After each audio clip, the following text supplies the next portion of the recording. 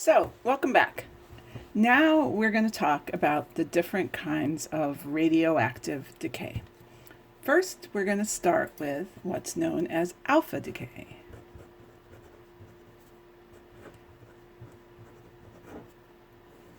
You'll notice that the three types of decay we're going to talk about, alpha, beta, and gamma, are the first three letters of the Greek alphabet, which is not a coincidence. So, starting with alpha decay. So, alpha decay is when an unstable nucleus emits what's known as an alpha particle. So, we write our Greek letter alpha.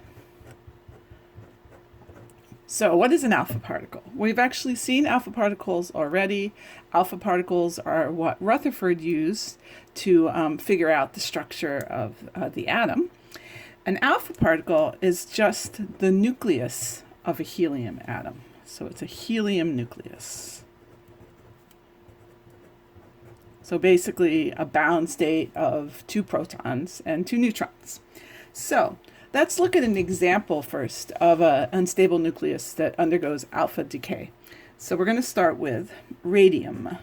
You might remember from reading the Canvas description that radium is one of the radioactive elements that Marie Curie and Pierre Curie studied. So radium, which has an atomic mass number of 226 and an atomic number of protons of 88, undergoes alpha decay and becomes a different element, a different radioactive element. It becomes what's known as radon. And the chemical symbol for radon is Rn. And in the process, it loses an alpha particle. So the total number of nucleons goes down by 4, and the total number of protons goes down by 2.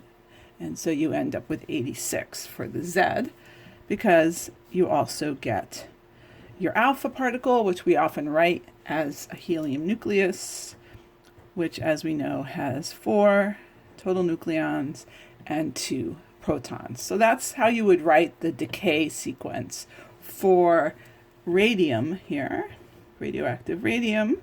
So in this case, radium is often referred to as the parent nucleus. And then radon, so radium becomes radon, which is a radioactive gas that you may have heard of, that if you have an older home, sometimes you have to be careful. You might get radon buildup in your basement, so it's something to get checked. And radon here is what's known as the daughter nucleus. For various historical reasons, it appears that nuclei only have daughters. They never have sons.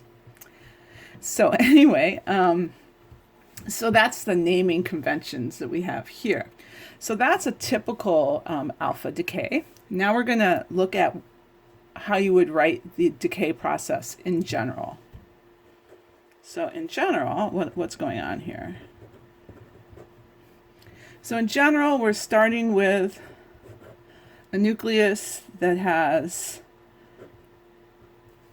an A for its atomic mass number and a Z for atomic number. And as we see in the example above, the A is going to decrease by 4. So it goes from A to A minus 4, and the Z is going to decrease by 2. All right, notice you don't lose any of your protons or neutrons in this process. They're going somewhere, okay, in this particular process. And then we have our alpha particle. Okay, so now that's what will happen. Now you might wonder, well, doesn't this initial parent atom have some electrons? Where did the electrons go? So typically, actually I should be careful. I'm going to label this one N prime, not N, because this is a different element now. And typically the electrons stick around with the daughter element, at least at first. But then, of course, this guy has more electrons than it needs, so it's an ion. And often those electrons are easy to strip away. So now in this process, this is for an unstable nucleus, this is an energetically favorable process.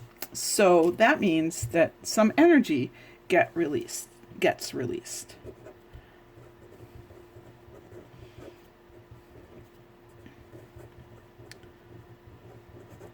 And the amount of energy that gets released is sometimes referred to as the disintegration energy, because sometimes we refer to radioactive decay as radioactive disintegration of a nucleus. Okay, and so the energy released, we're going to use the symbol Q for the energy released. Like I said, often referred to as the, and I'm spelling it wrong already, it's the disintegration energy. Okay, and so processes will have characteristic disintegration energies. Okay, and we can calculate this disintegration energy by just knowing how much energy you started with and how much energy you ended up with in the masses of the particles involved in the process.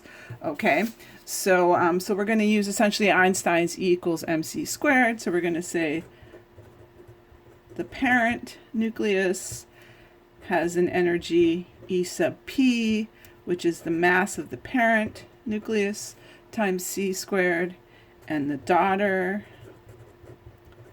nucleus has an energy E sub d, which is the mass of the daughter, times c squared, and then the alpha particle, I'll write that over here, has a rest energy. These are all what we call rest energies, mass of the alpha times c squared. And then you essentially just apply the law of conservation of energy that we essentially say we started with an energy of the parent, EP. We end up with a rest energy for the daughter plus a rest energy for the alpha particle, and then we add in the energy that gets released, our disintegration energy, Q. So how do you calculate Q? Well, then you can just use this expression to solve for Q. That means that Q is just the energy of the parent minus the energy of the daughter plus the energy contained in the alpha particle. And if we write that in terms of our E equals mc squared expressions, we get mass of the parent c squared minus mass of the daughter plus mass of the alpha c squared. And so that's how you would figure out how much energy gets released in a given alpha decay.